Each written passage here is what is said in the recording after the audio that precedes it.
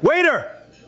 Get that old lady's food off the table and walk her out. Sir, why? Because she ordered the cheapest thing on the menu. And she's been sitting here nearly 2 hours. These tables are for people who actually spend money. The old woman quietly pressed a photograph to her chest. I'm waiting for someone. I'll order again soon. The manager grabbed the plate right off her table. Lady, 10 of your orders wouldn't even cover 1 glass of our wine. The old woman looked up slowly, her voice barely a whisper. Today would have been my husband's birthday. 30 years ago, he brought me here on our first date. We sat at this exact table. I just wanted to be close to him one more time. The manager let out a short laugh. Ma'am, your husband is gone. This is a business, not a shrine. Nobody holds a table for someone who isn't coming back. The whole dining room went quiet. The old woman's eyes filled. She began gathering her things to leave. Right then, a young waitress named Claire stepped forward. Sir, her bill is paid. We have open tables right now. The manager's jaw tightened. Claire, since when do you tell me how to run this place? Claire didn't say a word back. She walked over and set the plate gently back in front of the old woman. Ma'am, stay as long as you need. This table isn't going anywhere. The old woman went still. Then slowly, tears rolled down her face. The manager's voice went sharp. Claire, take off your apron. You're done here. Claire slowly untied it. The manager crossed his arms.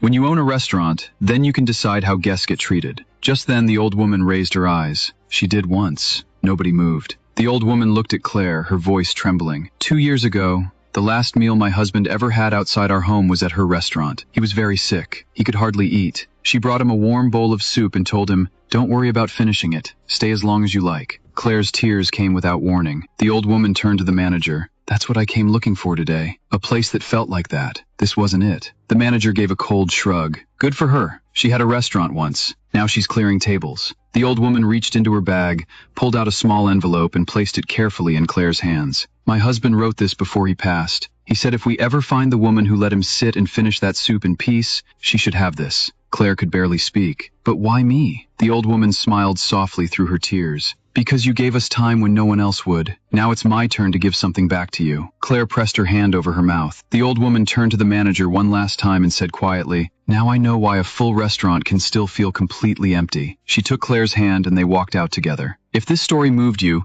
leave a heart below.